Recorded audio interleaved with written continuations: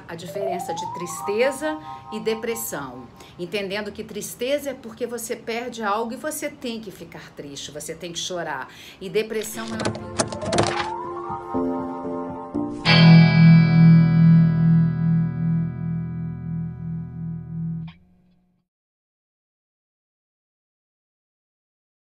de ser endógena ou exógena. A depressão endógena é quando tem uma queda de uma substância química no seu cérebro que chama neurotransmissor. E geralmente essa química é serotonina, aquela do prazer. Então, quando ela passa na fenda sináptica, ela cai e não é recaptada. E muitas das vezes você tem que tomar o remédio, mas lembre-se, o remédio é 20% das questões, 80% é terapia.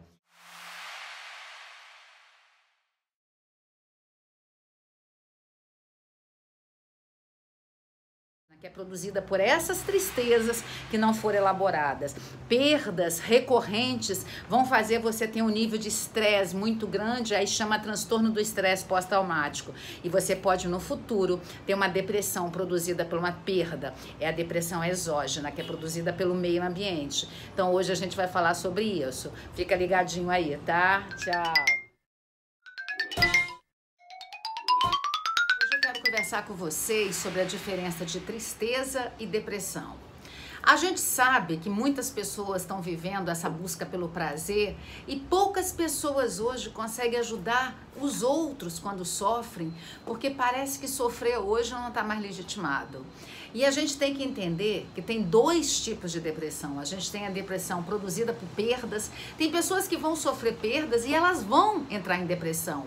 Mas a gente não pode esquecer nunca que aquelas etapas do luto, são 5 as etapas do luto. A primeira é a negação, depois a barganha, depois a raiva, depois a depressão dentro das etapas do luto e finalmente a aceitação.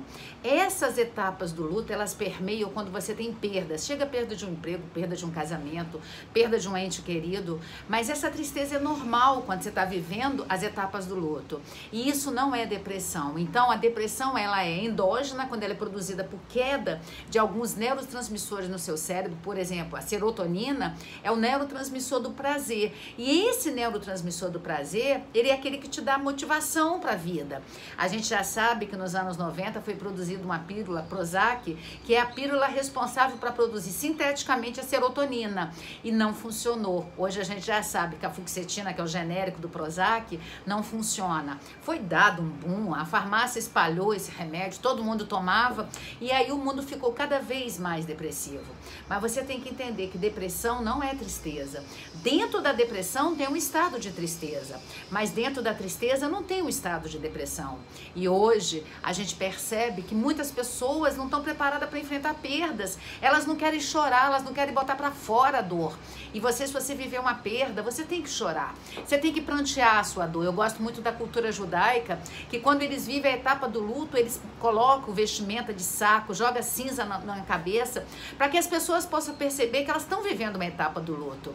Eu acho muito estranho, quando eu fiz um vídeo falando da tristeza que eu tenho 16 meses sem estar com meu pai, e as pessoas falam, você não acredita em Deus, porque ele está com Deus.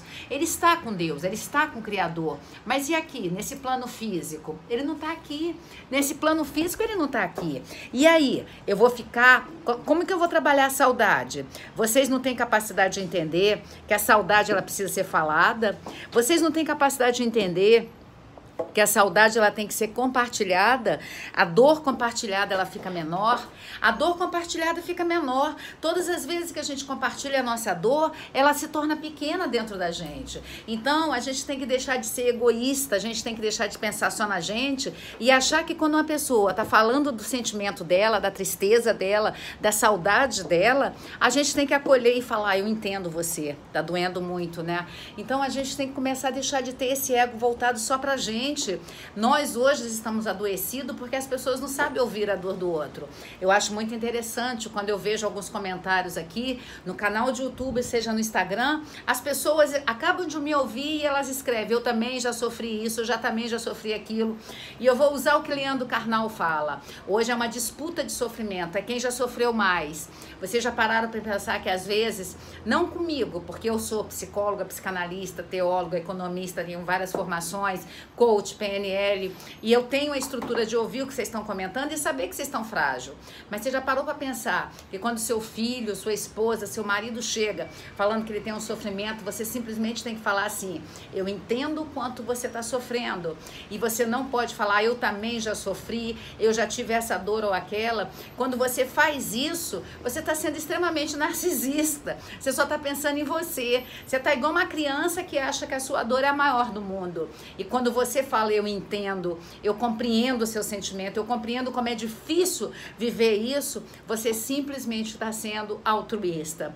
Então, a gente tem que entender que hoje a Organização Mundial da Saúde, a OMS, já chegou à conclusão que 30% da população está depressiva. Pasmem, uma doença que é incapacitante. É uma doença produzida ora por queda de neurotransmissores, que faz ela ser caracterizada como depressão endógena, interna, ou ora produzida por perdas que você não conseguiu elaborar, seja a perda de um emprego, de uma casa, de um ente querido, são as depressões exógenas. E elas são bem diferentes de tristeza. Então é muito sério. A doença chamada depressão, ela é tão incapacitante quanto pressão alta, diabetes, câncer, só que porque uma ela é subjetiva, a gente acaba não dando valor. E eu queria compartilhar com vocês isso.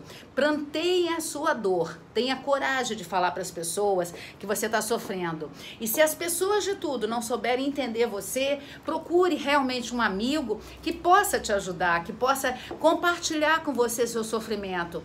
Não aceite pessoas a seu lado que só querem usar o seu ouvido e não querem entender o seu coração dolorido. Eu tenho 16 meses que papai foi embora. Ontem eu postei um vídeo de saudade. Muitas pessoas comentam que eu deveria aceitar. Não tem como não aceitar. Não tem como, ele não, por mais que eu não aceite, não faz ele voltar. Mas eu queria que vocês entendessem. A saudade vai ser sempre. Como que eu vou trabalhar sem ouvir essa voz grave igual a minha, essa alegria que ele tinha?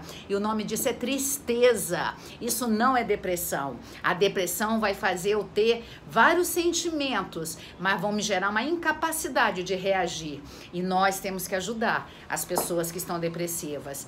E vão quebrar um mito. As pessoas que avisam que estão querendo tirar a vida delas, uma hora elas podem tirar. Então, se você tem alguém perto de você que está constantemente falando que tem vontade de tirar a vida, não seja negligente, ajude essa pessoa, busque terapia para ela, vá você junto com ela. Nós somos seres humanos que nós temos uma capacidade de negar a dor do outro. E ó, isso é terrível, porque a nossa espécie está ficando uma espécie movida só pelo ter. Quanto mais as pessoas têm, mais elas parecem estarem felizes. As mídias sociais planteiam toda hora alegria generalizada, mas na hora que a gente vai conviver com as pessoas, a gente percebe claramente que aquela felicidade foi uma felicidade tirada de uma foto, e a felicidade em 3G ela não existe. Então, a diferença hoje no vídeo é explicar: tristeza é extremamente normal, e a depressão ela é produzida por uma queda de serotonina ou produzida por uma perda externa a você. Ela é endógena ou exógena. São os dois tipos de depressão. A gente pode se estender e falar que tem a distimia, que é a doença do mau humor, que acomete muitos homens, que é um tipo de depressão.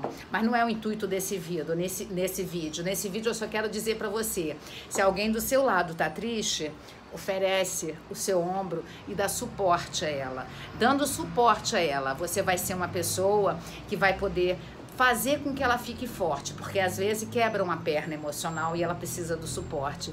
E eu quero agradecer a cada pessoa que na hora que eu procuro tem sido meu suporte. Como eu sou psicóloga, eu tenho uma premissa na minha vida, a primeira coisa que eu faço na minha vida: eu não deixo as pessoas serem meus amigos se eles são egoístas. Eu não estou aqui mais com 57 anos para caminhar com pessoas egoístas. Os egoístas que só pensam em si, eu afasto de perto de mim. E eu trago para perto de mim pessoas que são generosas, pessoas que são doadoras, porque eu sou doadora, eu sou generosa, mas eu também sei dar limites para as pessoas. Então, as pessoas podem ter limites. Então, hoje eu queria deixar isso para vocês. Ó, beijo, tchau, tchau.